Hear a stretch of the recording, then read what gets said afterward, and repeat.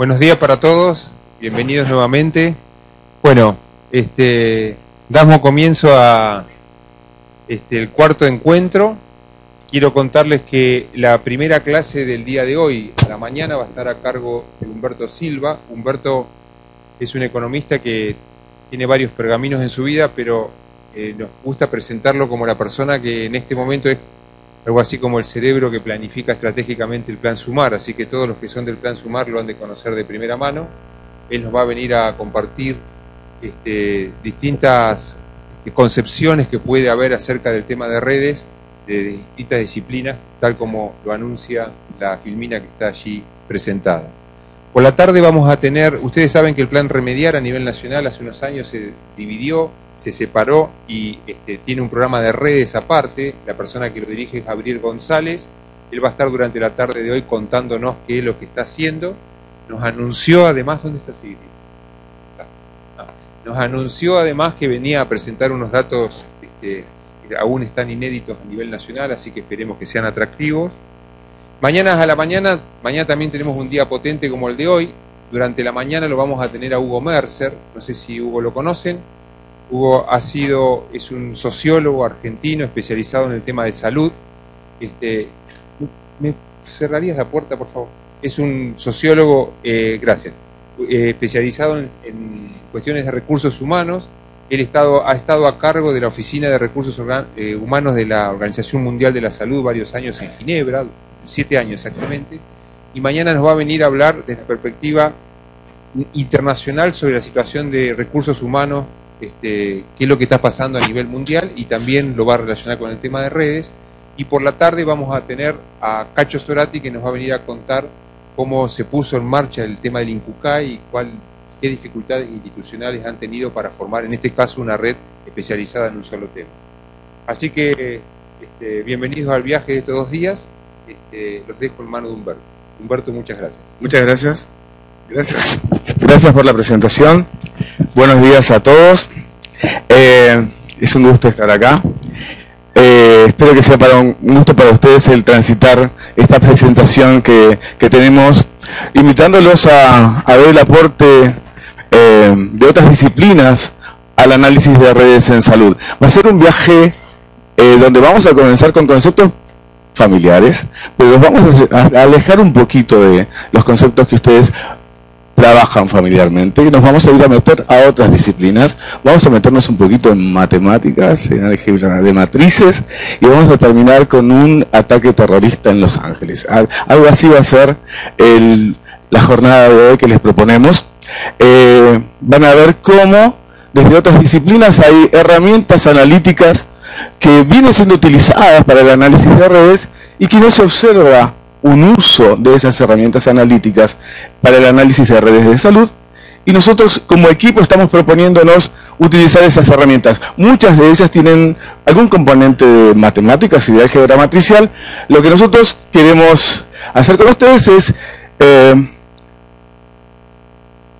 mostrar cómo a veces para recibir el aporte de otra disciplina es necesario hacer un esfuerzo conceptual, aproximarse al concepto de la otra disciplina para hacerlo propio, para adecuarlo a mi disciplina y para incorporarlo y generar ese enfoque multidisciplinario con el cual hay que abordar el sector salud. No podemos abordar el sector salud o las redes en el sector salud sin una mirada interdisciplinaria, pero para el diálogo interdisciplinario hay que hacer un esfuerzo conceptual. Yo no voy a poder ir a la otra disciplina si no hubo un esfuerzo por entenderla.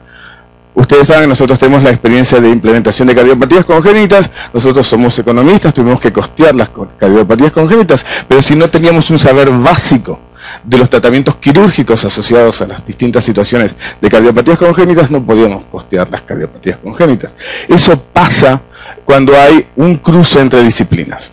A veces tenemos más miedo del que es necesario tener para abordar el aprendizaje que nos propone la otra disciplina. Lo que nosotros queremos mostrarles hoy es que si yo les digo álgebra matricial y les digo grafos y análisis de redes, van a ver que todos y cada uno de ustedes están en condiciones de utilizar esas herramientas.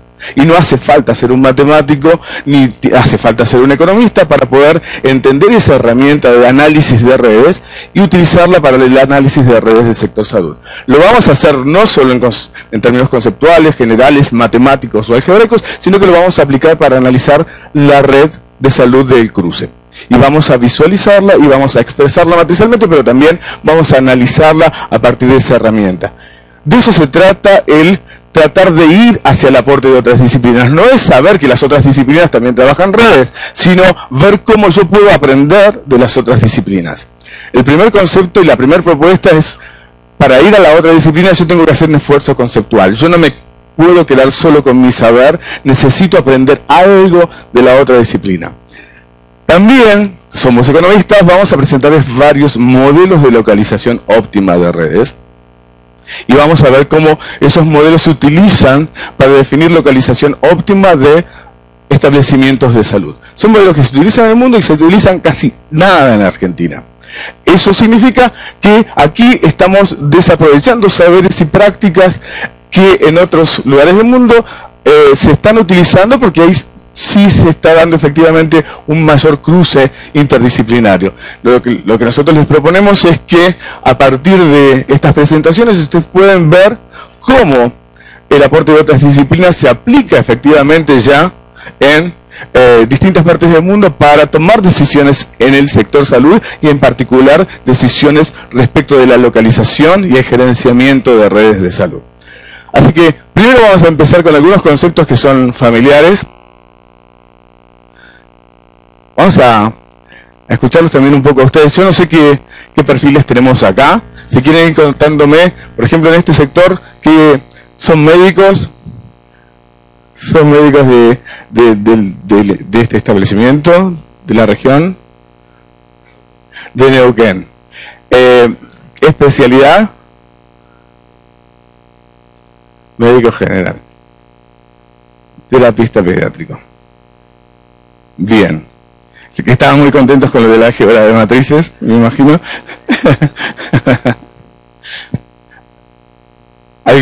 Por allí, ¿qué tenemos? Es algo de Álvaro, pero trabajadores sociales. ¿Qué otras disciplinas tenemos aquí? Bioquímicos, psicólogos, cirujano infantil, licenciado en gestiones políticas públicas, licenciado en obstetricia,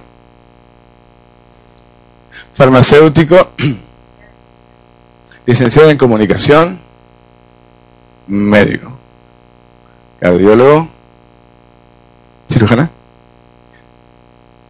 Por allá, ¿qué tenemos? Kinesióloga, contadora, abogada. Por allá, abogado también. Por ahí, neonatólogo. Bien, las primeras definiciones que vamos a repasar son definiciones desde el lado de las ciencias sociales, que definen a las redes sociales. Las redes sociales se vienen estudiando desde el principio del siglo pasado. Obviamente, las redes sociales tienen un gran auge hoy, ¿no? Y las redes sociales, si decimos redes sociales, lo primero que evocamos hoy es Facebook, Twitter, y esas redes sociales también tienen un uso en las decisiones sanitarias y las decisiones para el gerenciamiento de redes de salud. Vamos a leer algunas definiciones de red desde esa mirada. Estas primeras diapositivas lo que estaban haciendo es presentarles el objetivo de nuestra jornada. El objetivo de nuestra jornada no solo es presentarles aportes de otras disciplinas, sino hacer un recorrido con ustedes hacia aprender algunas herramientas específicas. Nosotros nos proponemos con ustedes trabajar una herramienta específica que se llama técnica de grafos, que es una técnica de análisis de redes que utiliza álgebra matricial y que permite obtener a partir de esa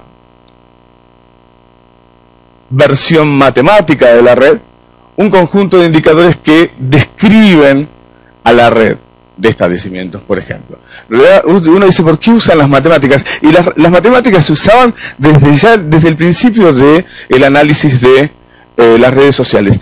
¿Por qué se usan las matemáticas? Porque las matemáticas, los números, son susceptibles de que se apliquen algoritmos, y esos algoritmos son susceptibles de que se apliquen a computadoras, y las computadoras nos pueden dar respuestas que nosotros no podríamos encontrar con un simple análisis visual. Entonces, la representación matricial, la representación matemática de una red permite que se hagan algoritmos, que se calculen indicadores que hacen que uno vaya más allá del análisis simple y directo de visualizar una red, de graficar una red. Por eso es que nosotros estamos presentando estas herramientas. Como les decía, al presentarlos no solo queríamos contarles que esas herramientas existen, sino explicarles algunos conceptos matemáticos para que ustedes mismos hoy, en esta jornada, hagan un ejercicio de construir la matriz específica que describe a la red del cruce con nosotros y lo podamos visualizar en la pantalla. Esa es una de las propuestas. Vamos a los conceptos de red desde las ciencias sociales. Lo tenemos a Luciano y a Clara que me están acompañando. Van a ir leyendo. Y les pido que ustedes, a partir de estas definiciones de las ciencias sociales, vayan diciéndonos qué les sugieren estas definiciones de redes desde las ciencias sociales que hoy ustedes identifican no están internalizadas cuando se consigue y se analiza una red en el sector salud. Bueno, me presento, mi nombre es Luciano, economista también del área de planificación del programa SUMAR. Como dijo Humberto, vamos a ver algunas definiciones de redes desde otra disciplina. Vamos a ir leyendo cada uno y la idea es hacer una interacción con ustedes y que cada uno desde su formación, desde su disciplina, desde su área, vea qué palabra en cada definición está de más o qué quisiera agregar o reforzar. El primer concepto de definición de red es que en sentido amplio una red es una estructura social formada por personas o entidades conectadas y unidas entre sí por algún tipo de relación o interés común. En consecuencia, una red permite la circulación de elementos, ya sean estos materiales o inmateriales, entre las entidades que la conforman.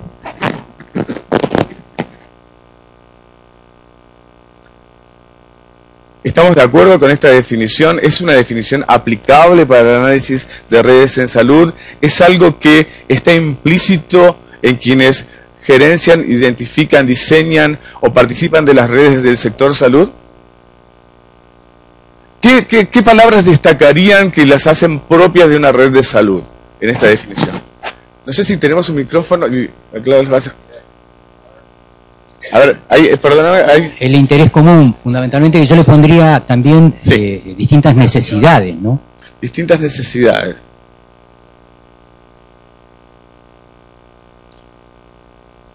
Circulación, interés común, Ajá. Material, inmaterial, estructura social, nodos, bueno. Nodos. Relaciones. Nodos, relaciones. Personales o institucionales. Sí. O unidades operativas. La palabra personas pareciera importante, ¿no? Uno mirándolo, porque en realidad es una particularidad de las redes del sector salud, donde hay mucho recurso humano. Uno puede pensar en Internet y en los datos, y hay redes de comunicación donde lo que se transfieren son datos. Pero acá hay flujos de interacción donde básicamente hay personas involucradas, con todas las implicancias de que hay personas involucradas, personas a nivel individual y también en equipos.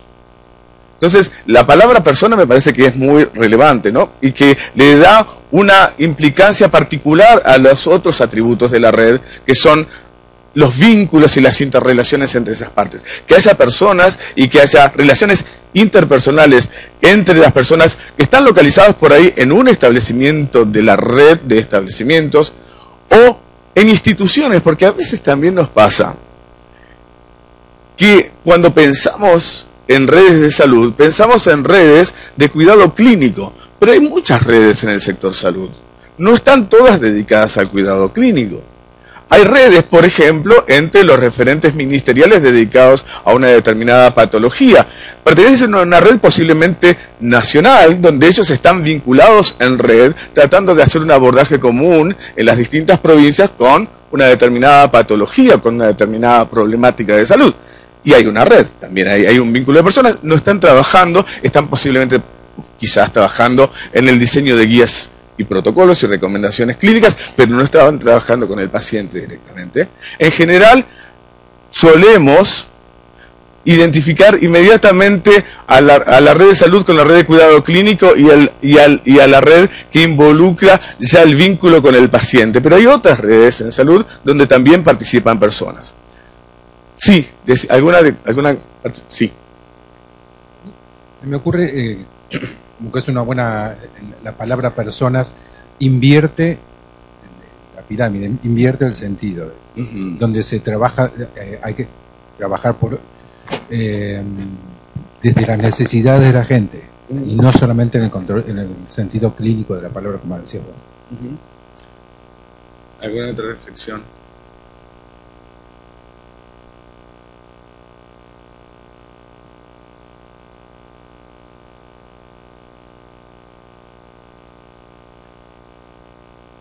¿Qué vínculos identificarían ustedes que se dan entre las redes que participan en el sector salud? Todos actúan sobre la misma realidad, el mismo contexto. A ver. En realidad, por lo que decís, estarías diciendo, y ahora lo vamos a visualizar, uno puede mirar una red global, digamos una red nacional, y uno puede identificar subredes específicas, ¿no? Y ahora, posiblemente, y cuando visualicemos, por ejemplo, la red del cruce, donde veamos los segundos niveles y el primer nivel, y los vínculos entre el primer nivel y el segundo nivel, posiblemente entre el segundo nivel y el primer nivel hay una relación de una comunidad particular distinta de otra comunidad particular que conforma otra red con otro tipo de vínculos, y ambas comunidades están vinculadas con ese tercer nivel que sería el cruce. Entonces, en una red global podemos identificar que hay subredes o comunidades particulares identificadas en esa red más global. Van a ver que las gráficas, los indicadores permiten identificar la existencia de esos clústeres, esos agrupamientos. Es importante identificar que dentro de una red global hay redes particulares y específicas, porque esas redes particulares y específicas, cuando hay involucradas personas, implican determinadas culturas, determinadas dinámicas, que es importante distinguir para evaluar el desempeño y la eficiencia de la red en su conjunto. Sí, ¿algo más? Sí. Sí. Sí. Una necesidad.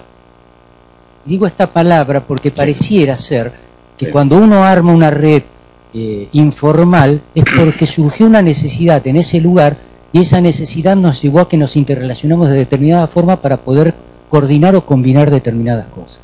Por eso repito esto, me parece que todos esos núcleos tienen que ver con una necesidad, ¿no? Y de eso para. O sea, la red no tendría sentido en sí mismo, hay un objetivo común de los miembros de la red, ¿no? Entonces, hay vínculos entre las partes, pero esos vínculos responden a un propósito común, a un objetivo común, y esos vínculos serán más o menos efectivos cuando más claro y más perceptible sea, y más motivador sea ese objetivo común.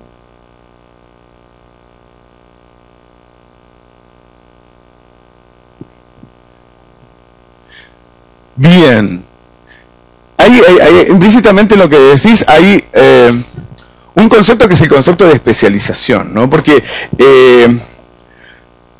las redes de salud están pensadas básicamente para dar respuestas a las necesidades sanitarias de la población.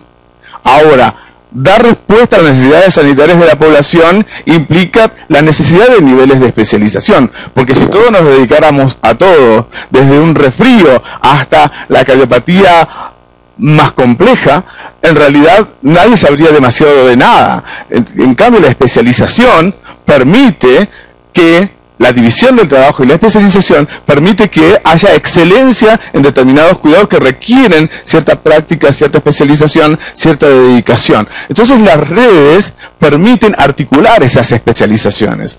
La red entonces permite que haya una respuesta conjunta. Pero es importante entonces en la red que nos demos cuenta de que cada una de esas partes está dando respuesta parcial al objetivo final. Ninguno está dando la respuesta total.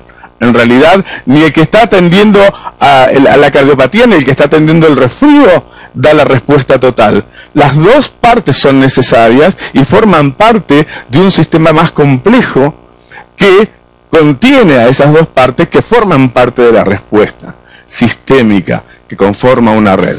¿A ustedes les parece que en el sistema de salud esto está claro? ¿Y que en la dinámica y en el trabajo cotidiano se trabaja así?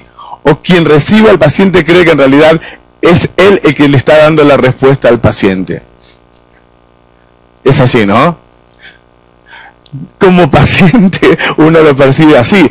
Y en realidad creo que también es un tema de formación de los médicos. No sé cómo lo ven los médicos, pero la mirada de red no es una mirada que se trabaje en el proceso de formación de la red, y cada uno en realidad cree que él es la respuesta sanitaria, es él y el paciente, es la relación médico-paciente. No soy parte de un sistema más complejo y más abarcativo que yo, que está dando respuestas, sino soy yo y el paciente. Y en realidad es el sistema y el paciente. Yo soy parte del sistema que le da respuesta y yo no puedo dar posiblemente la respuesta a todo, y tengo que tener en cuenta respecto de qué no le puedo dar respuesta y cómo canalizo la respuesta o la participación y cómo tengo vínculos aceitados con las otras partes del sistema para que la respuesta sea completa y no parcial, que es la respuesta que puedo dar yo. ¿Qué reflexiones les sugiere esto? Esto es posible, ustedes lo comparten, ustedes lo identifican como problema, es algo que se puede trabajar.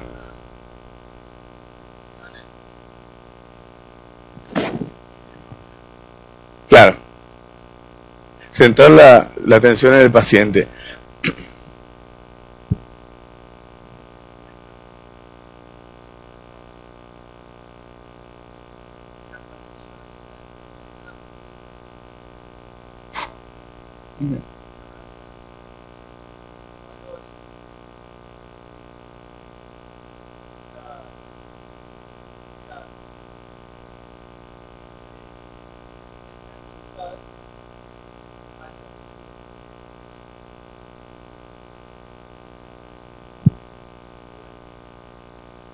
Bien. Ahora, es una red de personas. Ahora, en esas redes hay ciertos componentes que están normados y regulados, ¿no? O sea, uno, por más que esté esta actitud cultural de centrar la mirada en el vínculo personal del médico y el paciente y en una mirada más sistémica hacia el paciente, sin embargo, hay un conjunto de regulaciones que conducirían o no a que el sistema dé una respuesta más integral e integrada.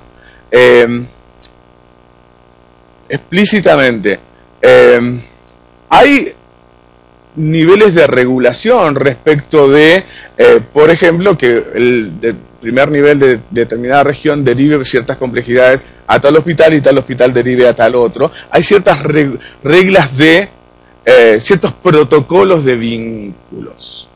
Es decir, en las redes de salud hay personas, esas personas tienen estos vínculos interpersonales que decimos, pero en realidad las relaciones no son todas espontáneas.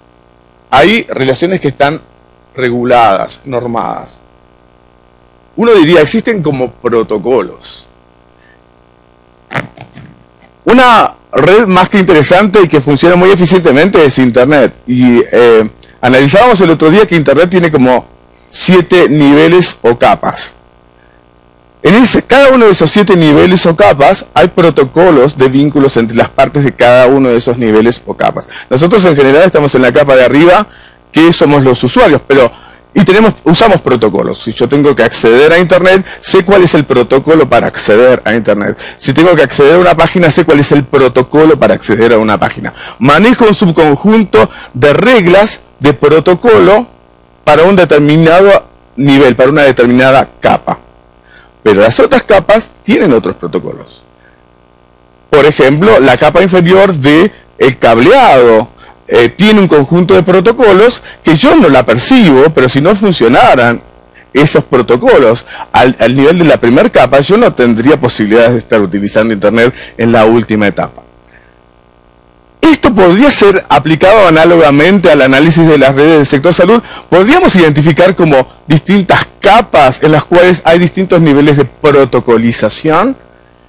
Y la pregunta es, ¿están adecuadamente regulados los protocolos en las distintas capas?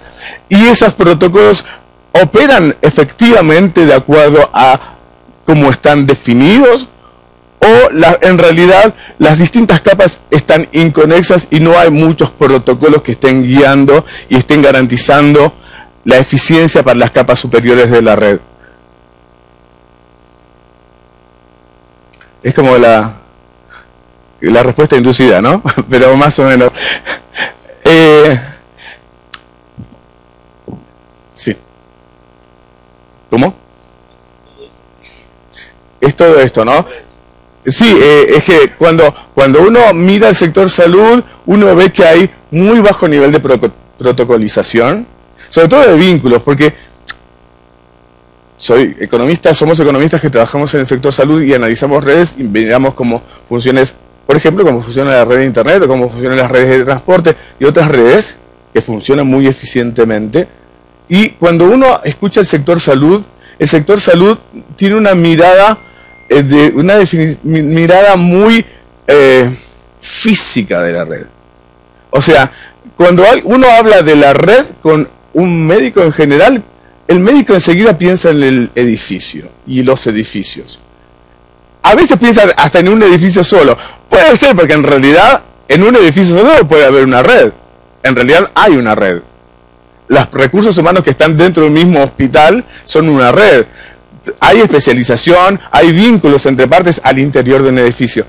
Pero también están colocalizados, que es una palabra que usamos nosotros, están localizados en el mismo lugar.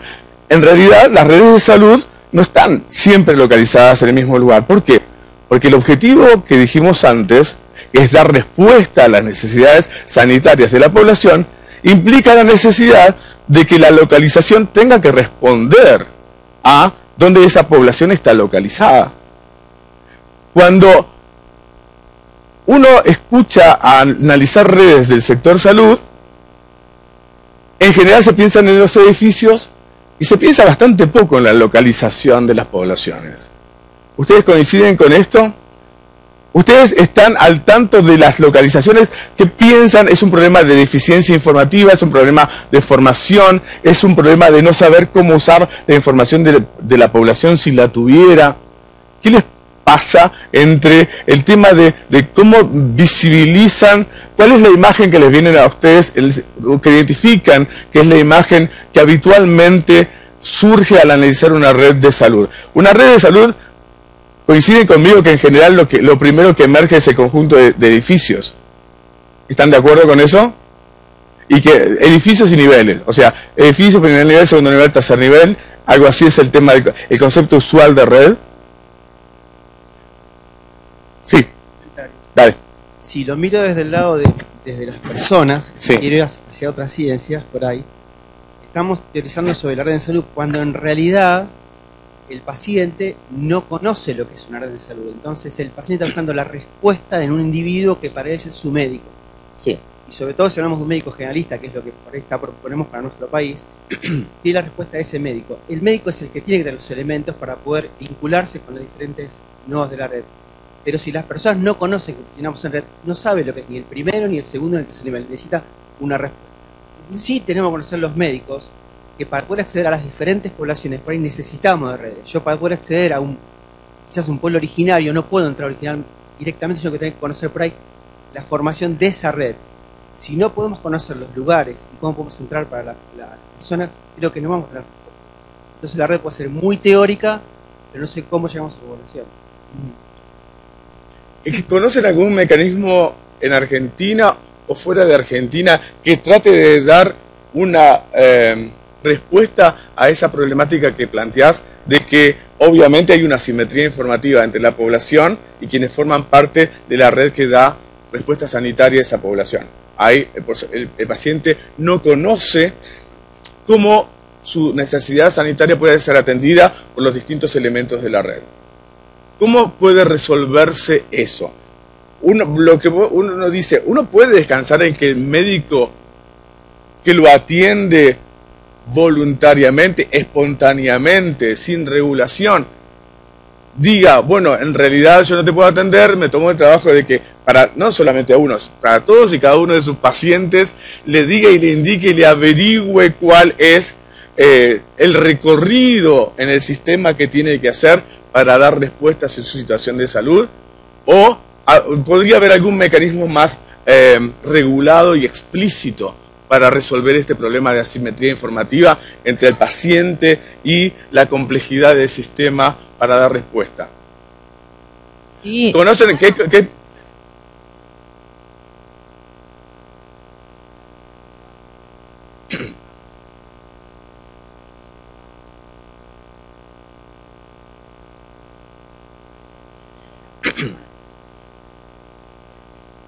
A ver. Claro. Sí.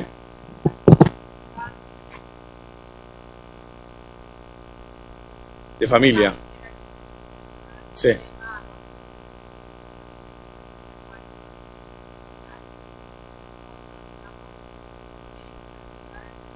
el sistema. Ajá. Eso sería una asignación de un rol específico donde hay un médico encargado. Eso pasa en varios sistemas. Hace poco posiblemente algunos interactuaron con la gente de Andalucía. En Andalucía, el médico de familia es el que acompaña a todos los miembros de una familia a interactuar con el sistema. La familia no va al sistema, lo guía el médico de familia, que le dice, bueno, tenés que ir a hacerte este conjunto diagnóstico, y va, y el médico de familia lo deriva al hospital que le va a hacer el conjunto de diagnósticos y vuelve al médico de familia, que después definirá cómo sigue, pero hay alguien responsable de acompañar. Esa figura no está muy presente en la Argentina, ¿no? Humberto. Sí. Perdón. Sí. Yo soy María Marta Vargas, soy de Tucumán. Sí, y en Tucumán también tenemos un esbozo del sistema de referencia y contrarreferencia. Ajá. Que justamente lo que intenta, digo intenta porque estamos en eso, es que el paciente consulta al primer nivel, el médico del primer nivel le da la respuesta que puede, y si no puede darla porque necesita un especialista, a través del sistema, no dependiendo de voluntades, como decíamos, se le gestiona a ese paciente un turno con el especialista en el hospital más cercano a su domicilio. Ese turno con el especialista, nosotros tenemos dentro del sistema informático del hospital turnos que son turnos protegidos para que los asigne la red. Entonces, el paciente necesita una consulta con el oftalmólogo, su médico del CAPS solicita esa consulta está protegida en el sistema, ellos la asignan, y el paciente no debe ir al hospital ni a hacer fila, ni a perder toda la mañana, ni nada, directamente va al momento, día y hora de la consulta. Ajá. Ahí se genera un formulario que el médico que lo ve, el especialista en este caso, hace la consulta y le devuelve por escrito al médico del CAPS el pequeño informe de esa consulta, o si lo debe recitar, o si le da un tratamiento específico, y el paciente lleva al médico del CAPS ese informe. Estamos haciendo ese trabajo hace casi van a ser ahora 4 años. Por supuesto que con una desigual adherencia, sobre todo a la contrarreferencia que viene a ser el informe que debe hacer el médico del hospital para que lo lleven al CAPS. El circuito lo hemos ido modificando en la marcha para que mejore, y se está trabajando mucho con eso. Pero bueno, es justamente tratar de imitar el modelo del médico de familia, que centraliza la atención del paciente. Bien, los invito entonces a seguir pensando en esto de las capas en Internet, ¿no? Me parece que es bastante ilustrativo. Es como que se está tratando de protocolizar. Acuérdense también de la palabra protocolo, ¿no? Ustedes que lo usan bastante también, el tema de protocolizar. En Internet se usa mucho la palabra protocolo, pero el protocolo, si no se cumple, sonamos. O sea, si alguna de las capas falla, en realidad, chau Internet, chau conexión. Y en realidad no se resuelve una, sino infinitas demandas, infinitas. ¿Cómo no podemos resolver un número finito y mucho más limitado de demandas y de casos específicos? Entonces, ahí está automatizado y lo están haciendo las máquinas que parece que son más efectivas, como no piensan, no dependen de su estado de ánimo, cumplen los protocolos mucho más eficientemente con nosotros. Está el tema de que las redes de salud tienen un gran componente humano, donde parece que es una barrera fuerte a la protocolización. Pero la protocolización necesita estar definida y necesita ser efectivamente implementarse, porque si esos protocolos no se cumplen, las capas superiores no funcionan. Entonces, hay ciertos protocolos que parecían que no se identificaron que hacen falta. En Tucumán identificaron que hace falta y están ensayando un protocolo con distintos niveles de efectividad, pero el protocolo todavía no está totalmente aceitado en esa capa básica que es la derivación. Después habrá que ver cómo esos que tienen que atender al paciente van resolviendo con calidad cada una de las competencias que le fueron asignadas. Pero una capa trata de estar siendo protocolizada y regulada con distintos niveles de logro. ¿Cómo podemos hacer para que protocolos donde están involucrados recursos humanos, personas, sean adheridos a esos protocolos, se cumplan esos protocolos? Perdón, yo quería aprovechar, sí. Y ya que acá hay autoridades, hay ministros, Sí. quería reforzar el concepto del recurso humano. Sí. ¿Por qué? Porque, es decir, yo coincido con todo lo que dicen los colegas, de que por ahí mejorar, que el teléfono, que el protocolo, es decir, pero nosotros nos tenemos que detener en el momento que el recurso humano en salud, todas las personas que trabajan en salud están descuidadas. Entonces, por ese motivo, es difícil que adhieran a cuestiones que bajan generalmente de manera vertical desde organismos que les imponen, por ejemplo, el cumplimiento de un protocolo. Bien. Entonces, a lo que voy es a que por ahí lo importante sería de que aparte de, en este tema de las redes, que el recurso humano se siente que trabaja, no el usuario, sino el recurso humano que trabaja en la red, se sienta aparte que forma una red, y que, por ejemplo, cuando el paciente entra por el primer nivel de atención y no corresponde la atención a ese nivel, que se tome el tiempo para explicarle que tiene que ir a un segundo nivel porque el sistema funciona así.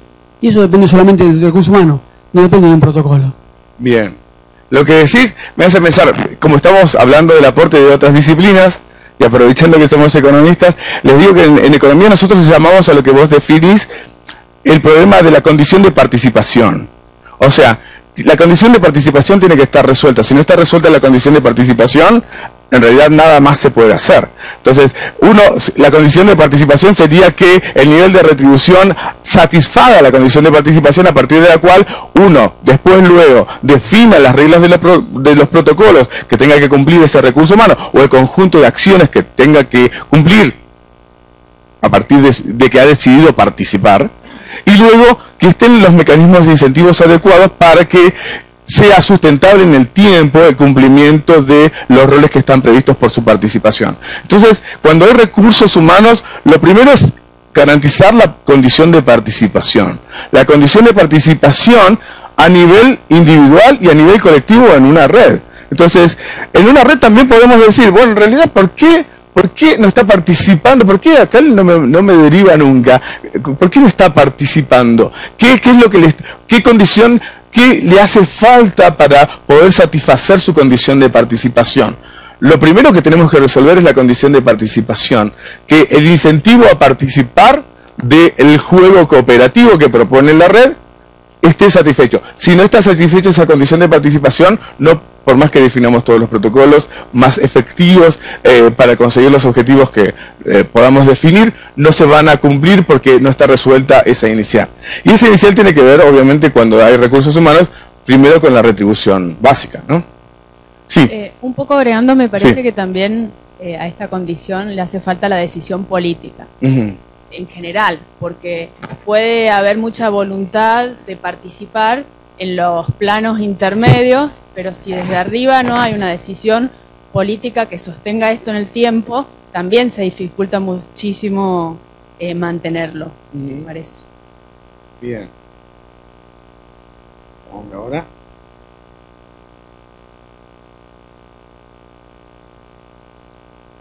Sí, a mí me parece que más allá de la decisión política, también nosotros los que trabajamos en salud, básicamente los médicos tenemos una formación muy de ir solo a la atención y que no formamos parte de un equipo que tiene diferentes responsabilidades. Y yo, como subdirector de un hospital, he comprobado que el tema no es solamente el incentivo económico, porque, digamos, hay muchas cosas en juego. Yo lo que creo básicamente es que cuando nos formamos, médicos, enfermeros, un poco menos los enfermeros que tienen otra formación un poco más completa, no tenemos una visión de equipo. Un médico jefe de servicio, cuando presenta algo de su servicio, te dice, yo he hecho tal cosa, yo he logrado tal otra, nuestro servicio está operando esto, pero no se da cuenta que para que este servicio opere necesita de sueldos pagados a los empleados, de los instrumentales que tienen que estar comprados, de una decisión política de un ministro o de un gobernador de invertir o no invertir en esto o en aquello. Creo que todos tenemos una responsabilidad y que no solo va por el tema del incentivo económico, el cumplimiento o no de los roles, eso es lo que me parece a mí. Pero podría darse sin la condición de participación, sin que esté resuelto lo económico. Sí. ¿Estás seguro? Quita sustentabilidad, ¿no? Uno no podría, no sería sustentable depender de la predisposición y del altruismo para...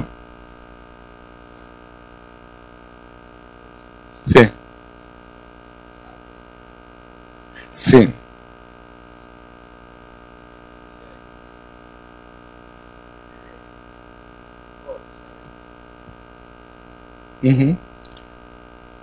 Bien, los economistas en general miramos el dinero como capacidad de compra. En realidad ahí hay un intercambio. Vos me brindás tu servicio y yo te doy dinero para que vos te compres lo que vos quieras, de acuerdo a tus preferencias, vos lo gastás. El dinero que recibe como retribución es posibilidad de compra de lo que él quiera. Entonces, ese intercambio entre el servicio brindado y la retribución pecuniaria es parte de lo que la humanidad ha venido resolviendo con ese mecanismo que ha sido bastante eficiente, por lo menos para resolver distintos niveles de participación. Pareciera que no lo resuelve todo, por eso es que a veces hay que incorporar mecanismos adicionales a la retribución básica que promuevan otros desempeños, pero la condición de participación pareciera que podría ser resuelta de manera eficiente a partir de la retribución global monetaria. Como entendiendo el dinero como posibilidad de compra. ¿Sí? Sí.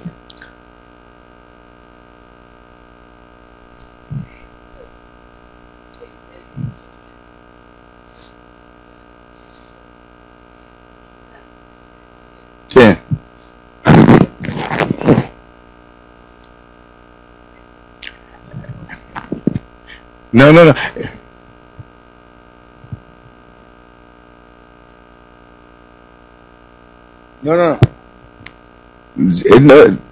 Son dos cosas distintas. Posiblemente cuando vos te dediques al paciente y te preocupes solo por su salud es porque posiblemente ya tengas resuelto la retribución. Posiblemente. Y no se dice una cosa o la otra. Y en realidad nadie dice que solo tenga que estar la retribución monetaria. Hay muchos determinantes de la participación. Hay determinantes monetarios y hay determinantes no monetarios. Pero que una parte se simplifica con la retribución monetaria y luego de otras condiciones de motivación y de participación distintas de lo monetario, sí, existen muchas y es mucho más complejo el esquema motivacional. Pero que en el esquema motivacional un sistema pueda plantearse que los recursos humanos van a participar y van a adherir sin retribución monetaria, me parece que sería inviable. Dale.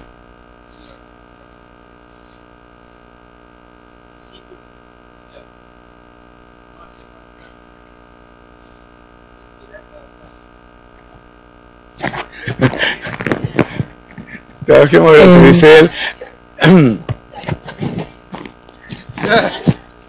¿Por qué? ¿Porque trabajan gratis ustedes? Ah. Muchas veces sí. Sí.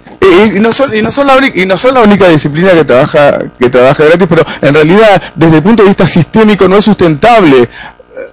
¿Sí? Entonces nosotros estamos tratando de dar una respuesta sistémica y generar un esquema sustentable, y decimos, en un esquema sustentable de condiciones de participación resueltas, porque en realidad también que en el aporte interdisciplinario también nos ayude a mirar y a desdemonizar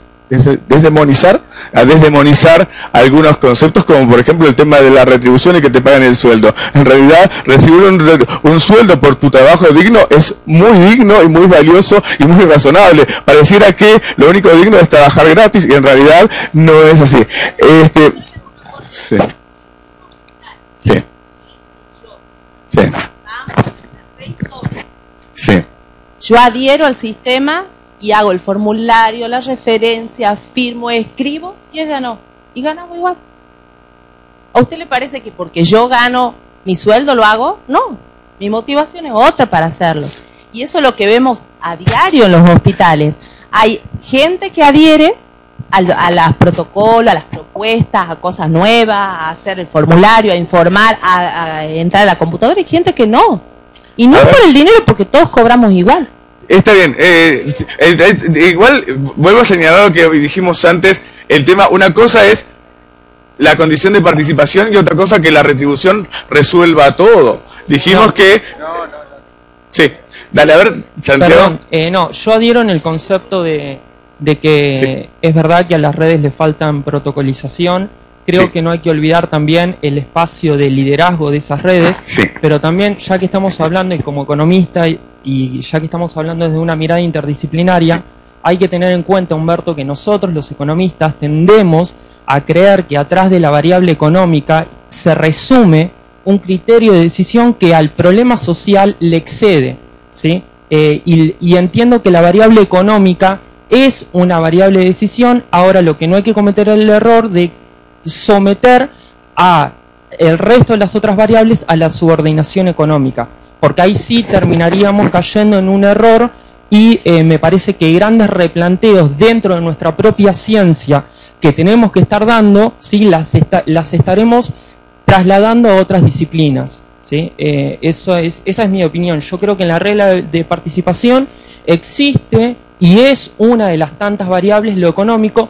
Ahora, no hay subordinación del resto de las variables a la variable económica. Y tampoco a través del precio o de la variable económica se resume el criterio de decisión. Digo, los problemas de información son muchísimo más complejos,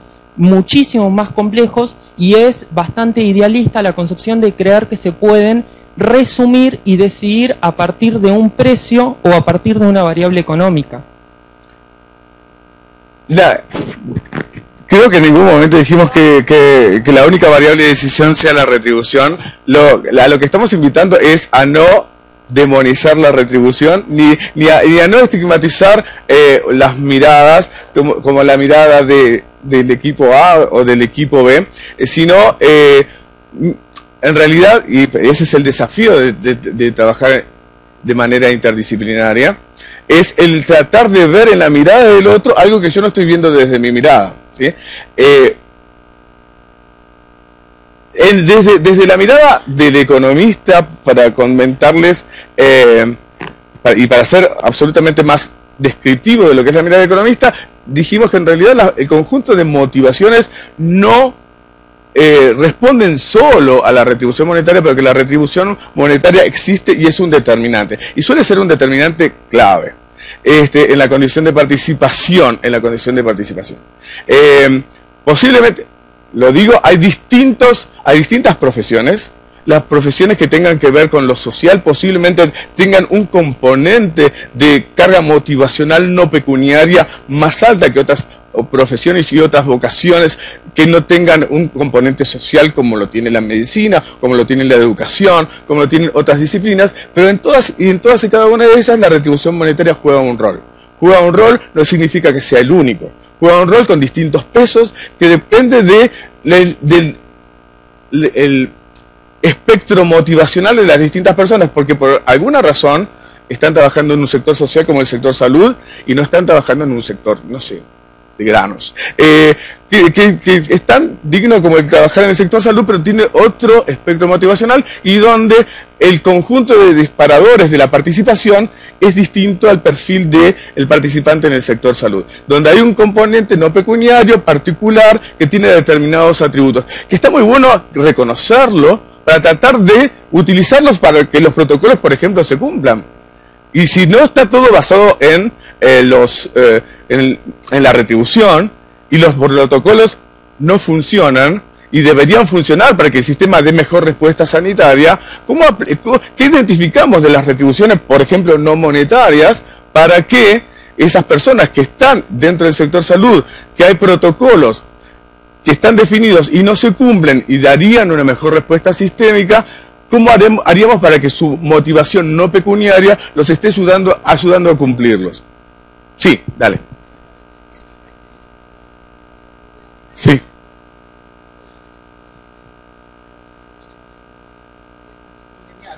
Sí. La red de salud no es la única y aislada. También tenés capaz que una red sindical o una red de, o sea, ante un determinado conflicto que hace que te paren un servicio del hospital y tal vez la red para el reclamo que está planteando está funcionando bien, pero al sistema de salud está impactando de forma negativa. Es la primera visión. Obviamente que hay un conflicto, suponete salarial, el hecho de que realmente participe la gente en la solución de ese conflicto va a hacer tal vez que, no sé, que la resolución ministerial o algo se provoque a corto plazo, en tiempos menores. Pero en una primera foto, vos capaz que sos, no sé, el jefe de un servicio y ves que hay otros servicios que están parados y vos no podés, no se puede abrir un quirófano, lo que sea, porque hay 3 servicios, o porque no hay instrumental, o porque hay un montón de cuestiones. Entonces, este tema de cómo lo mirás desde el conflicto, muchas veces la primera visión es que la organización está impactando en el sistema en una primera foto en forma negativa, después hace que se resuelva. Obviamente que sin recursos no puede funcionar el sistema de salud. Pero también me parece que el tema es cómo haces eficiente los recursos y también cómo vas a educar. Suponete, en Tierra del Fuego pasa que vos cuando hay un problema salarial, lo tenés todo ate adentro del hospital. Y eso impacta en el sistema de salud. Y el reclamo se podría hacer, cortar la calle, todo, pero ya, vos estás con un paciente y ver dentro del hospital a todo el gremio con los bombos, me parece que no es sano y no le hace bien al sistema. De última, hacerlo en la puerta. Porque lo está. ¿Cuál es la foto que percibe, suponete, realmente el paciente o el familiar del paciente que está en ese ámbito? ¿Cómo podés pensar que el sistema está funcionando cuando sacás esa foto? Y en realidad esa foto también tiene un aspecto normativo que es hasta dónde podés o hasta dónde no, o hasta dónde está justificado el reclamo. Y eso también tiene que venir de arriba. Sí, lo que decís me hace pensar en... Estamos identificando a las redes del sector salud donde hay una fuerte participación de recursos humanos de personas a nivel individual y a nivel colectivo que tienen vínculos. Y dijimos que podrían identificarse distintos niveles de vínculos, que en general en los vínculos entre esos equipos de personas que forman parte de las redes de salud, esos vínculos no están muy protocolizados, y de estar protocolizados hay fuertes dificultades para que esos protocolos se cumplan y dar una respuesta sistémica más efectiva.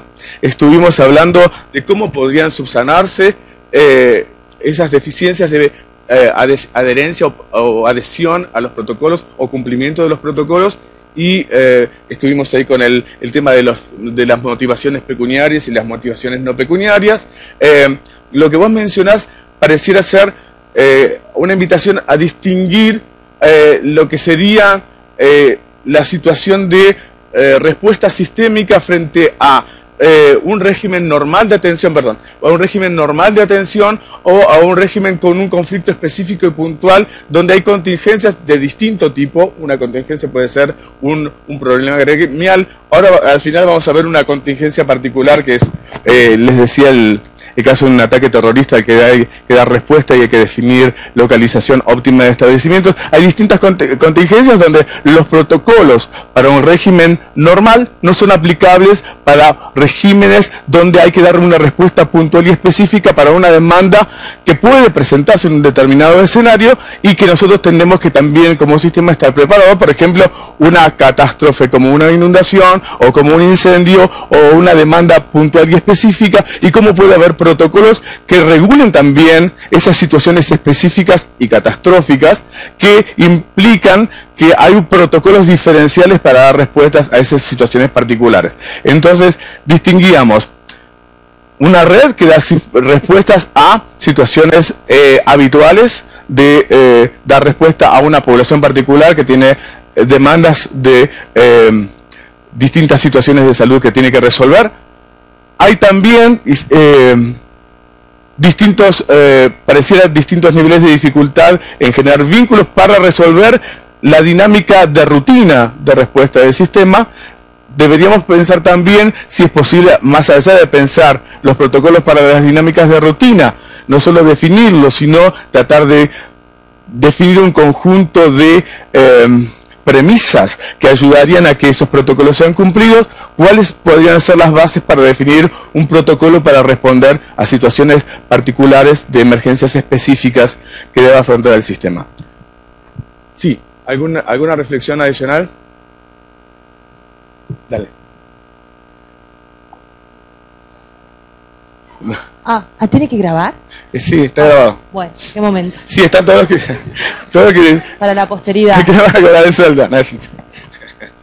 No, yo quería, con respecto a lo que vos hablabas de lo que hablábamos todos del tema de la retribución monetaria, cuando uno trabaja, yo soy licenciada en recursos humanos. Sí. Nosotros siempre hablamos de las satisfacciones que tiene la persona, ¿sí? Y cómo se va realizando a través del trabajo y de su vida en general. Una de las primeras cosas que tiene que satisfacer las personas para poder subir un paso más en la escalera, las satisfacciones a cumplir o a tener, lo primero en lo laboral es recibir un sueldo, un salario o una retribución por la prestación que da o por su trabajo o por lo que hace. Que eso es muy, la palabra sería digno, valorable, loable, que es lo que todos buscamos, ¿no? Realizar una prestación y que nos den dinero por eso para poder vivir y cumplir nuestras satisfacciones básicas. Y una vez que tenemos eso, podemos ir buscando otro tipo de satisfacciones o como vos decías, sentirnos parte de un lugar, de una organización y demás. Nosotros vemos en Tierra del Fuego, que es una provincia muy particular, como ya habrán escuchado, un problema, en realidad no es un problema, es una dificultad con las personas, con los administrativos dentro de los centros de salud. Son personas que en su mayoría el nivel de formación es hasta el secundario. Hace muchos años en la provincia se realizó un megapase donde entraron todas las personas que trabajaban en los planes a trabajar y quedaron medio boyando en el sistema. Boyando en el sistema y tomando como propias, digamos, no funciones, sino que se fueron como enviciando, como intoxicando con el sistema. Yo tengo el derecho a, o necesito que, el Estado me tiene que dar, yo puedo faltar, puedo hacer esto, pero no tomaron el sentido de pertenencia en la organización. Entonces nos pasa que nos cuesta mucho pedirles que cumplan con cuestiones que están protocolizadas del programa Sumar para que las lleven adelante, como de golpe completar una planilla. Dicen, eso no está en mis funciones. ¿Dónde está escrita cuáles son tus funciones? No hay ningún papel, pero eso en mis funciones no está, porque cuando yo entré solamente tenía que servir café y no voy a hacer otra cosa que eso. No, es como que no quieren crecer, ¿sí? Ahora resulta que yo estoy trabajando con 2 chicas nuevas que vienen con otro, vienen con otra frecuencia en la cabeza. Quieren crecer, quieren progresar y están viendo la oportunidad y se sienten parte del equipo de trabajo, ¿sí? Que las tomó en los 2 centros de salud donde están. Y están súper enganchadas, el sueldo que tienen el salario que tienen es el básico porque pasaron de la parte de maestranza a la parte administrativa, pero se sienten parte y trabajan codo a codo con los médicos y los enfermeros y eso se nota en las personas. Ellas tienen tienen la parte monetaria cubierta, por decirlo de algún modo, porque ahora tienen un trabajo estable, entraban al sistema y tienen ese sentido de pertenencia, y la diferencia es, como vos decís, es muy grande, y las personas, vos les decís, bueno, tenés que seguir estos 5 pasos para lograr este objetivo, y lo hacen, ¿sí? Cuestionan cosas, porque está bien que las cuestionen, las mejoramos sobre la marcha, pero lo hacen y lo toman como propio, y ves que tienen una relación muy distinta con los médicos, las enfermeras, y bueno, las demás personas que trabajan en los centros de salud con ellos. Pero eso quería decir, es como que, nada, por ahí se planteó esto de que uno trabaja por más, por menos. Sí, siempre hacemos cosas, ¿sí?, que van más allá de lo que nos retribuyen, porque uno lo hace porque es un ser humano y tiene esa cuestión de la, no es filantropía, pero de ayudar al otro, de altruismo, ahí está. Pero también está perfecto que nos paguen por lo que hacemos, porque tenemos que vivir y todos tenemos que comer y mandar a los chicos a la escuela y nada, y eso. Sí. No, no es económico.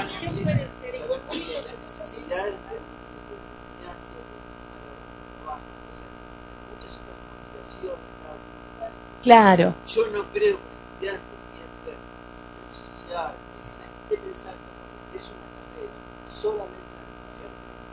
Estoy cambiando un poco de cierto, pero yo tengo que saber que voy a poner otras cosas.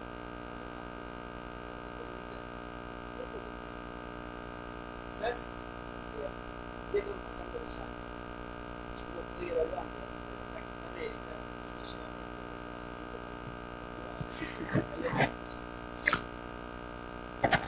son distintos, son personas más jóvenes y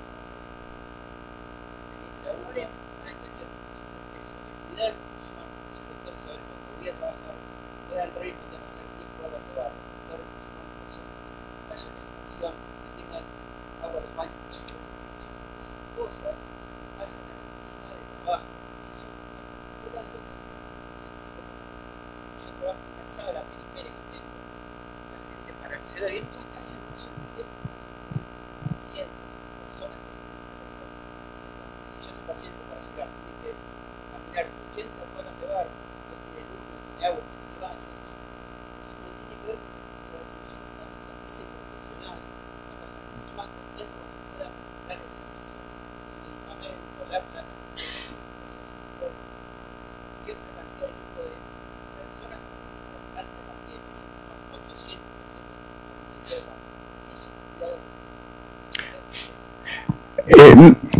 yo te hago una invitación, le hago una invitación a todos, ¿no?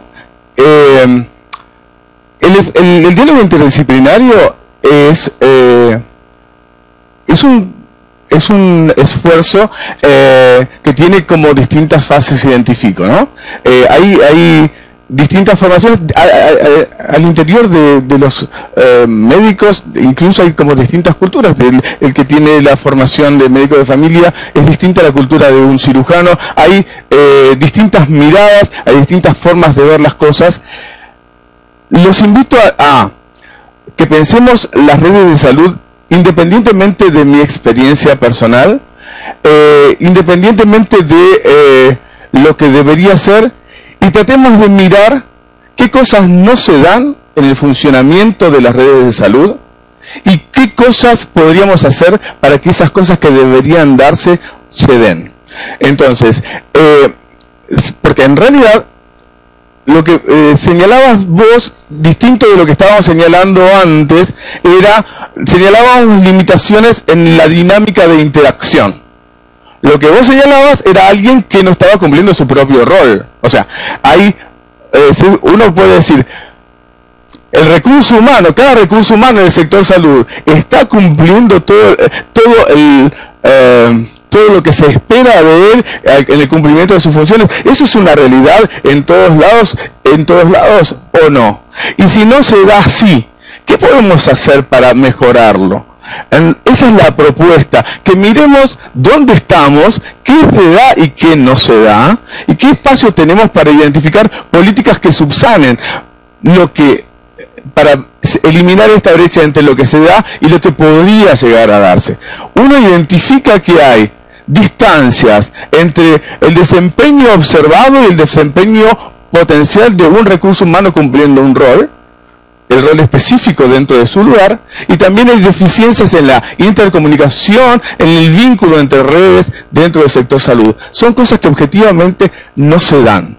Entonces, si la retribución no lo resuelve, si hay otros determinantes, si es un problema de protocolización, ¿cuál es el mecanismo, cuál es la dificultad que nosotros podemos identificar que sería un espacio de mejoras, de superación de la situación actual, que nos llevaría a que la persona que no está cumpliendo el rol pase a cumplirlo, o que tengamos ciertas garantías de que debería cumplirlo, y que haya mejor vínculo entre las partes que forman las redes de salud? ¿Están de acuerdo, por lo que estuvimos conversando hasta ahora, que un problema es el tema de, yo lo podría llamar, subprotocolización, o sea, una protocolización por debajo de lo necesario para regular vínculos entre partes? ¿Están de acuerdo que eso es una de las deficiencias que se identifican?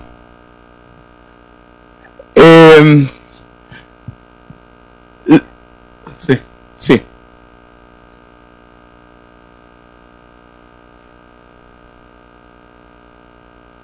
Cama. ¿Sabes qué pasa? El otro no tiene, no, que depende de uno.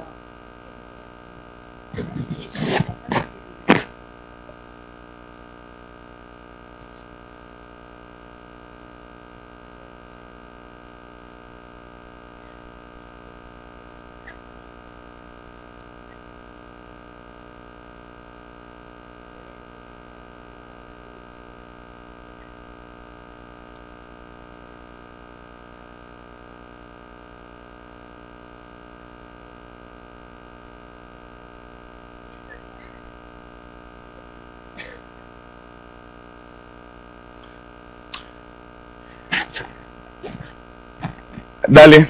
¿Hay alguien más por ahí? Dale. Bueno. Sí. Quiero plantear dos problemas. Dos problemas. Sí. Y en los dos extremos de las potenciales redes, ¿no? Hay mucho problema con el funcionamiento de las redes, sin duda. Dale. Muchas virtudes y mucho problema de funcionamiento. Sí. Uno, cuando hablamos, los médicos hablan de esta cuestión de el paciente frente al médico, la relación médico-paciente. Hay una vertiente que es la medicina narrativa, donde es básico y se incorpora el relato del paciente, ¿no? Entonces, estaría bueno que pensemos que cuando hablamos de esta condición de participación, incluyamos al paciente cuando hablamos de un paciente, de un sujeto individual, una persona. Entonces, también el esfuerzo, me parece, porque esto nos oxigena la red, con las famosas las enfermedades complejas, donde no hay enfermedades, sino que hay enfermos. A veces el paciente tiene que andar de consultorio en consultorio y los médicos no se levantan el teléfono.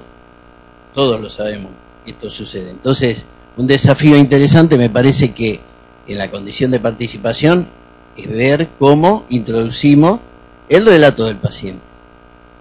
El otro extremo, el sujeto colectivo, cuando aparece el problema de la salud comunitaria, el problema habitacional, ¿no? Cuando aparece en el CAPS el problema de violencia, el problema de hacinamiento, el problema de la infraestructura urbana básica o suburbana, que la red, ¿cuándo empieza a hacer ruido?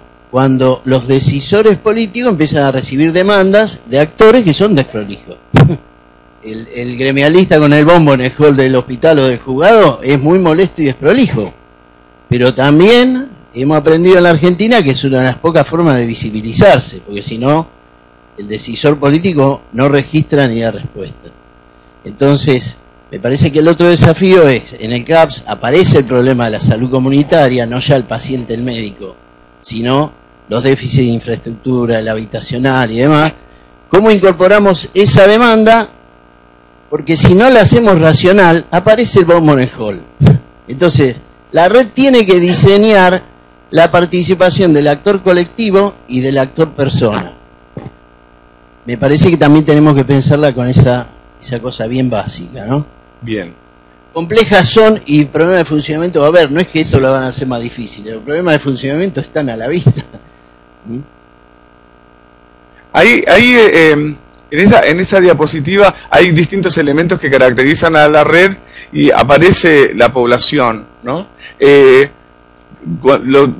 Una de las reflexiones al inicio era que en general cuando alguien habla con el sector salud respecto de las redes de salud, en general lo que uno encuentra es primero una definición desde la oferta, diríamos los economistas, desde los establecimientos y quienes brindan servicios de salud. La población en general es la población que viene y me demanda, pero no es la población que no me viene y no me demanda. Esa mirada que estuvo por ahí en algunas descripciones respecto del contexto poblacional al que un establecimiento, un recurso humano del sector salud tiene que servir a partir de su trabajo. Hay rutinas de evaluación de las necesidades poblacionales de la población a la que yo tengo que atender como individuo y como equipo y como establecimiento, o la población que nosotros tenemos en la cabeza es la población que viene y nos demanda. Tenemos una mirada más allá de la población demandante de servicios, la población total al que no viene y no se atiende. Hay una mirada sistemática respecto de esa población. ¿Cómo se evalúa desde el sector salud la población? ¿Alguno de ustedes tiene un análisis sistemático de la población a la que debe servir la red? No solamente mirar a la red respecto de su potencial de respuesta, sino el potencial de demanda y necesidades. ¿Cómo lo hacen? ¿Ustedes hacen encuestas a la población? El promotor de salud. La figura en el promotor de salud que recientemente ha sido incorporado al equipo de salud por una ley provincial en la provincia de Buenos Aires. Y se está intentando tener un conocimiento de qué es lo que ocurre en cada casa, en cada familia, en cada barrio, para hacer realmente prevención de salud. El promotor es incipiente, ¿no? Es salud incipiente, pero digamos, está la voluntad política, diría yo, y de compromiso militante, diría, de gran parte de la población en conocer el estado de salud y bueno, dar una ayuda, digamos, la prevención en salud, ¿no? Ajá. ¿Algún otro ha trabajado con esta figura del promotor o alguna figura análoga que vaya hacia la comunidad? ¿Y cómo trabajan con la información? ¿Qué análisis hacen? ¿Qué promueve esa información que ustedes obtienen del trabajo de los promotores o de figuras análogas? Bueno, en Tucumán nosotros tenemos toda la red de atención primaria. Cada servicio de atención primaria tiene asignado una población a cargo. Cada CAPS sabe exactamente cuál es su área delimitada, conoce las personas que tiene allí, sabe cuántos niños tiene, cuántos adultos tiene, cuántos viejitos tiene, y tiene a esa población bajo diferentes programas. Los niños que están bajo peso están en el programa de bajo peso, los hipertensos están en el programa de hipertensión, es decir, está en cada centro de atención primaria su población nominalizada incluso, porque nosotros tenemos un sistema informático en toda la provincia y ellos tienen el listado de las personas que tienen a cargo. Eso no se da en los hospitales, porque los hospitales no tienen una población asignada, atienden a todo el que demande atención en el nivel hospitalario, pero sí a nivel de atención primaria, y tienen los promotores que decía aquí la compañera, que nosotros nos llamamos agentes sanitarios, que van a las casas, hacen las visitas, controlan que vuelvan a los controles y todo eso. ¿Hay alguna otra experiencia que quieran contarnos de cómo se va hacia la comunidad y hacia la población? Sí, en el caso de Salta también tenemos los agentes sanitarios que hacen ronda sanitaria en forma trimestral. ¿Sí? Ellos visitan casa por casa y tanto los efectores nuestros, CAPS, como hospitales, tienen implementado, digamos, esta gente, este grupo de agentes sanitarios que hacen el primer nivel de atención. Ellos relevan la información de la comunidad que tiene a cargo traen y se hacen una evaluación en forma trimestral, se hace la evaluación del primer nivel y luego se hace un informe socioepidemiológico de población en riesgo. O sea que eso es como para verlo desde el punto de vista de red, estaría bastante bien organizaditos y es información muy útil, muy rica, ¿no?, para la toma de decisiones, tanto de las áreas operativas como del nivel central. Si se analizara, ¿no? ¿Hay alguna experiencia que haya parametrizado alguna pauta de capacidad de respuesta a la población por parte del sistema? Por ejemplo, que la atención de una emergencia tenga tantos minutos como máximo para ser resuelta por el sistema, si es en zona urbana, o tantos minutos si es en zona rural. ¿Hay alguna provincia que haya pautado ciertos estándares de desempeño en alguna región? Perdón. Cuéntanos. La organización de la atención prehospitalaria la hacía las ambulancias de los hospitales, no sistematizado de hace unos años atrás. Hasta que, bueno, se dio lo que se tenía que dar con trabajo. Capaz que por ahí la introducción sería: las redes informales funcionan porque uno cree que funcionan, pero cuando vos empezás a ver cuál es el verdadero problema, realmente no lo podés dejar librado al azar, sino que tenés que sistematizar la atención. Entonces se dio lo que se tenía que dar, que era armar un sistema integrado de emergencias médicas con bases primero en un lugar, después en dos, ahora las tenemos en tres lugares, que es autónomo, independiente de los hospitales y que decide de acuerdo a dónde ocurre el evento, a dónde lo traslada. Digamos, no es un invento esto, lo que costó fue implementarlo en una provincia con mucha historia de que hacía todo bien, con lo cual te cuesta mucho más cambiar la inercia de pensar que son muy buenos cuando en realidad se estás teniendo defectos, ¿no? Me parece que la inercia es lo que hay que romper y modificar las redes. Eso lo tomo de Sabiñoso. La inercia. Que lo tomó de Newton. Una reflexión quisiera hacer respecto de esto también. Debería invitarlos a reflexionar. Pareciera que hay decisiones en la capacidad de respuesta de la red a la población. Son decisiones, algunas más fijas y más rígidas, y otras que tienen determinada adaptabilidad, ¿no? Pareciera ser que yo localice las ambulancias en determinado lugar es algo que yo puedo revertir en el corto plazo. Que yo ponga un hospital de alta complejidad en un lugar es difícil de ser cambiado. Que yo ponga un hospital de segundo nivel en otro lugar es difícil de ser cambiado. Entonces, cuando pensamos en las redes, parece que tenemos que pensar bastante en la población y parece que tenemos que distinguir decisiones que son adaptables fácilmente de las decisiones que no son adaptables fácilmente.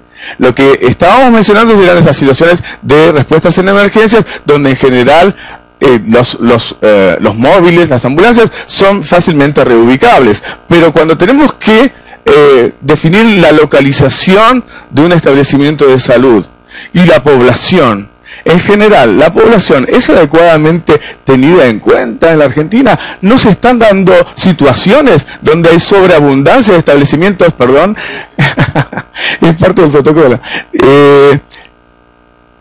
¿No hay situaciones donde hay sobreabundancia de establecimientos en algunas localizaciones y ausencia de establecimientos en otras? Pareciera que hay, y esas son decisiones muy difícilmente removibles, y pareciera que tendríamos que empezar a incorporar en las decisiones de localización de establecimientos en cuenta no solo la población actual, las experiencias que estuvieron ustedes con la gente de Andalucía, ¿no es cierto?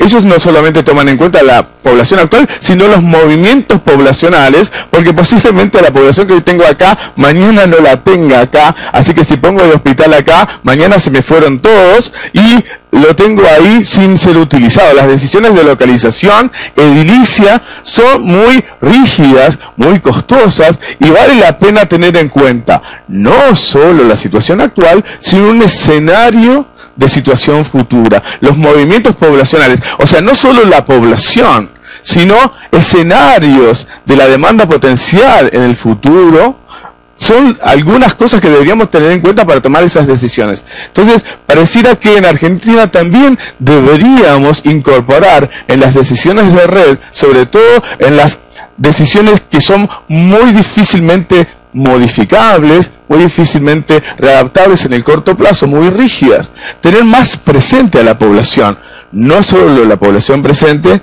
sino la población futura y su dinámica. Sí. Sí.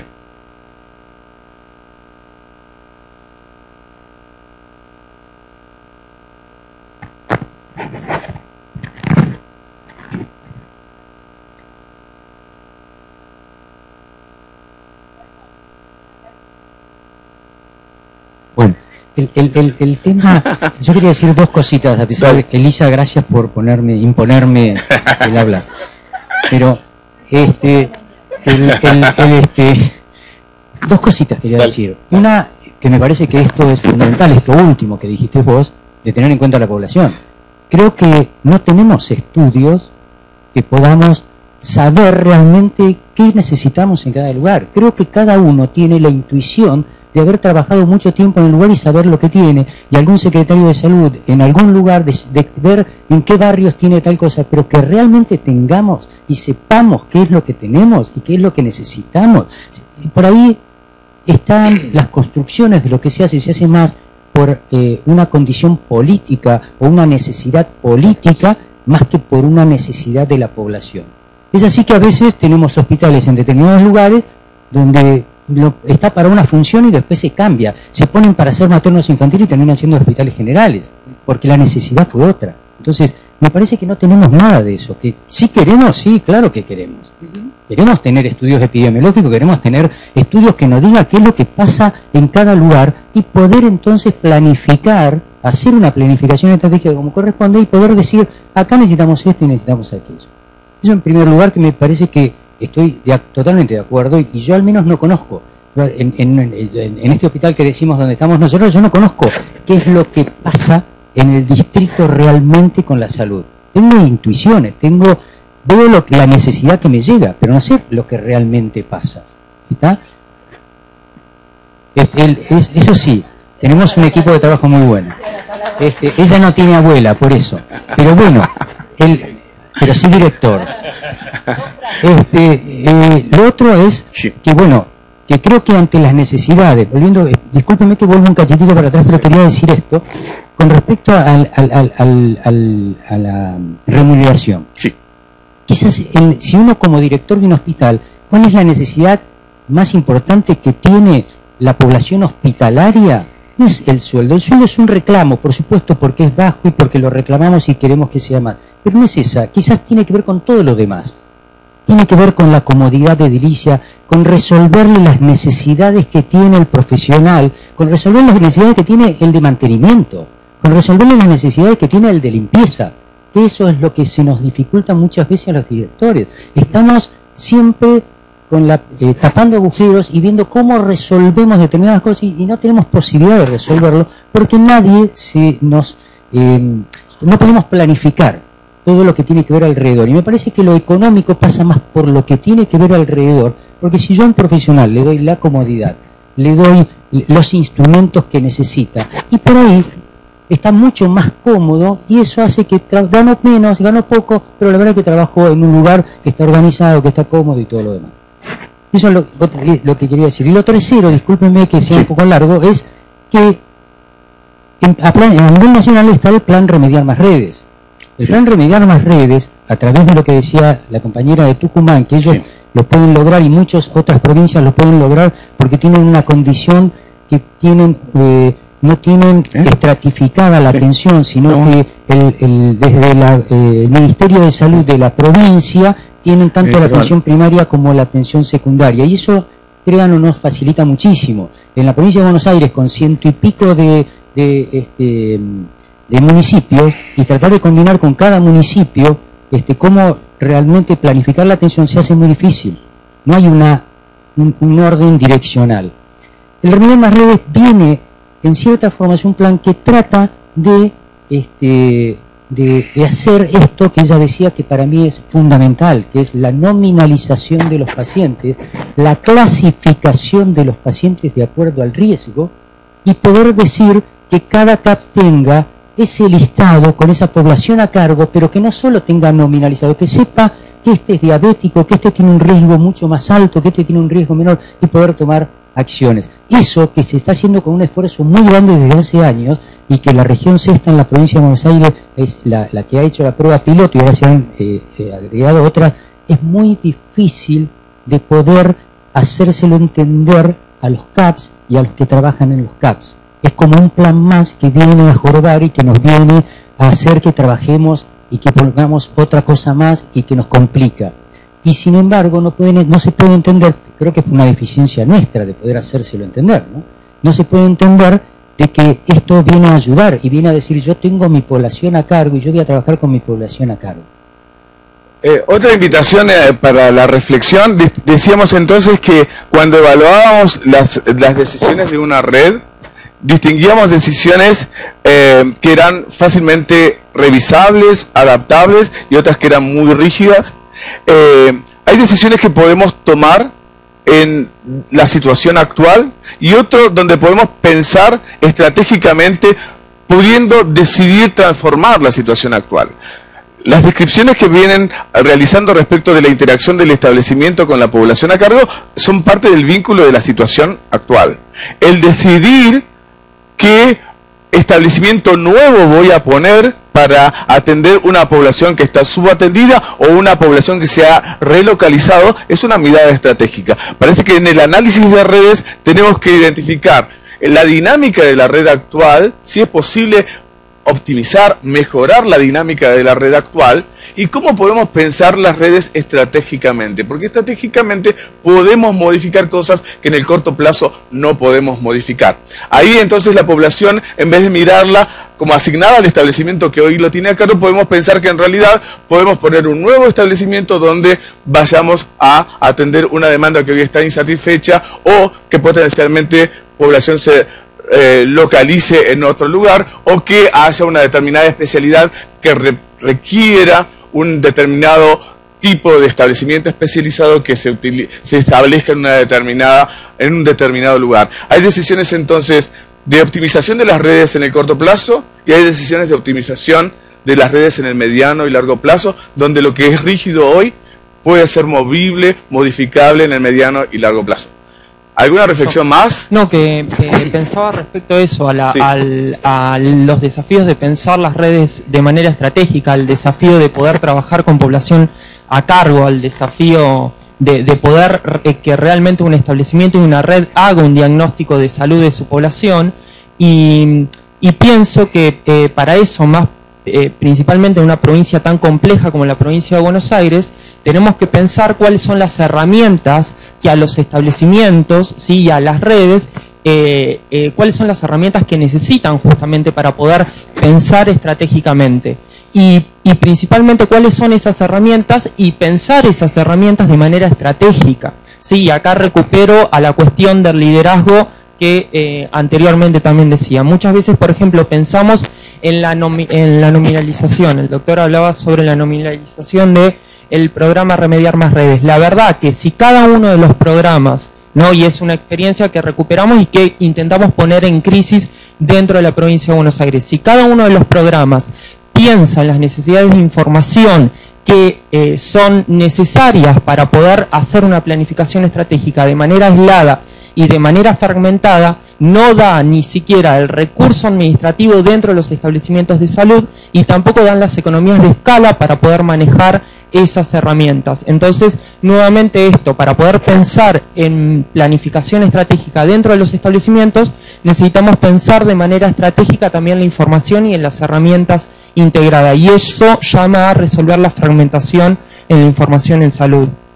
Quiero, tomando lo que decís, les pregunto, decimos, en las redes de salud tenemos establecimientos, tenemos recursos humanos, tenemos vínculos al interior de los establecimientos y entre establecimientos.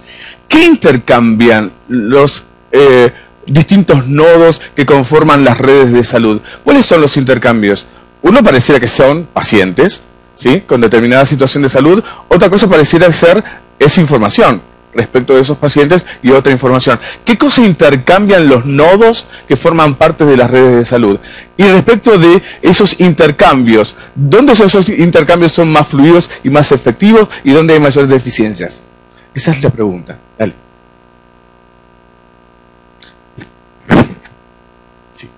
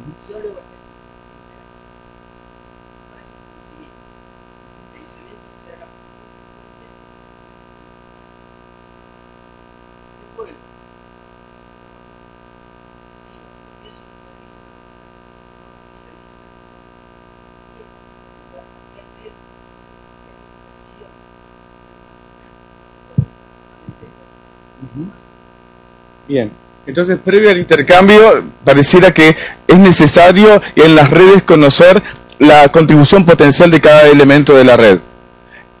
Primero conocer la contribución potencial y ver dónde hay potencialidades o dónde hay deficiencias para tener un cuadro objetivo de los potenciales intercambios posteriores. ¿Y te querías decir algo? Sí.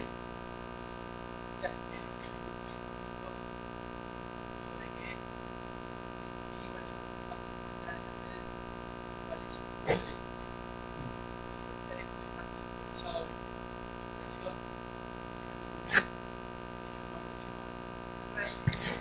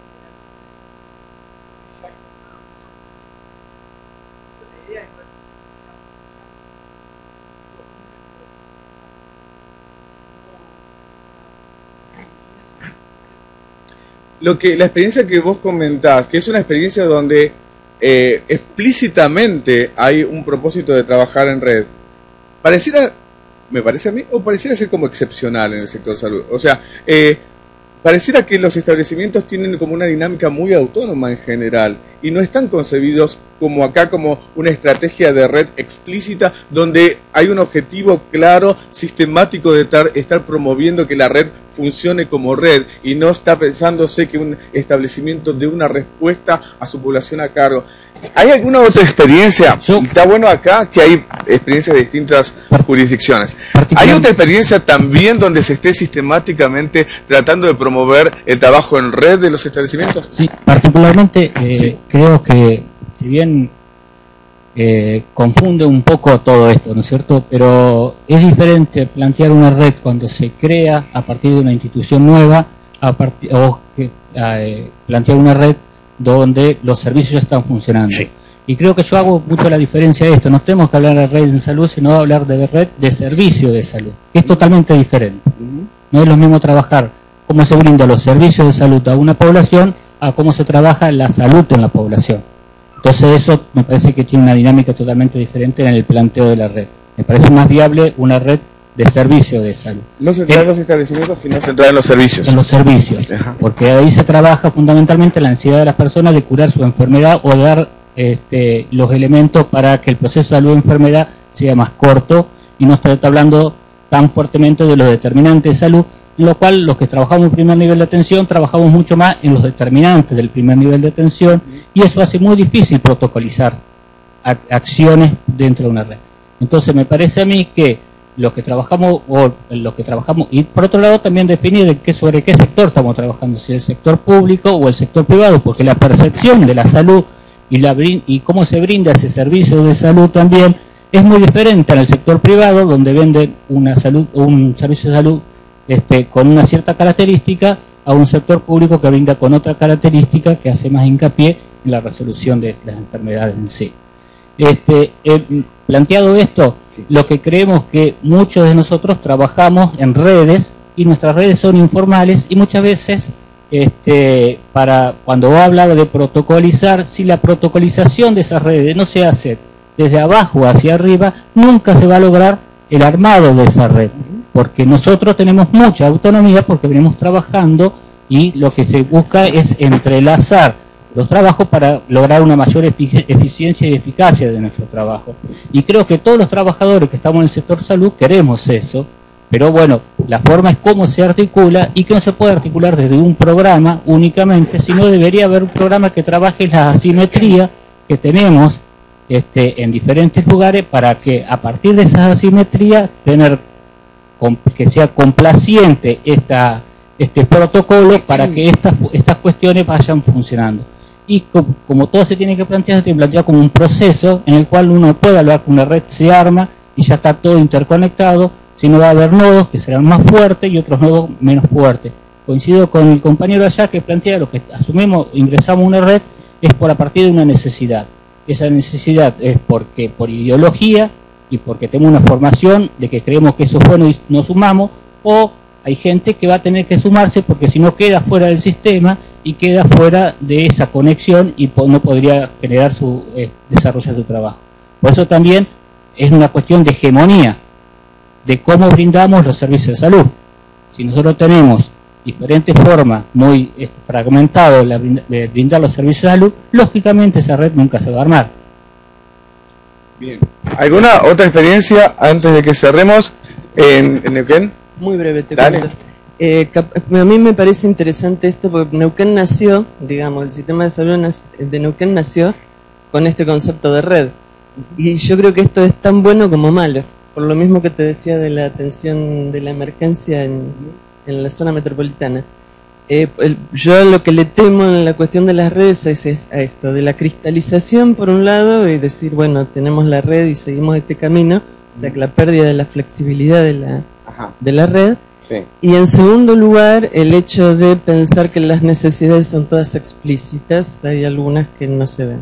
Entonces nosotros ahora estamos en el proceso de modificar algunas cuestiones cristalizadas de la red, como por ejemplo mejorar la capacidad instalada de otros hospitales que tendrían que poder o ya deberían estar pudiendo resolver cosas que antes exclusivamente las respondía el hospital de alta complejidad. Digamos, una red de atención de pacientes quirúrgicos no tienen por qué estar todo centralizado o no tiene por qué estar organizado solo por referencia de dónde vive, sino también de complejidad de la patología. Digo, como un ejemplo, no quiero extenderme, pero digo, hay que cambiar conceptos que se han ido cristalizando en una red que funcionó bien en el momento en que fue diseñada, pero que la flexibilidad hay que dársela. Y segundo, hay algunas necesidades que ni están claramente explicitadas por la población para demandarla, o que nosotros no las reconocemos para responder, porque por ahí son novedosas, tienen que ver con derechos,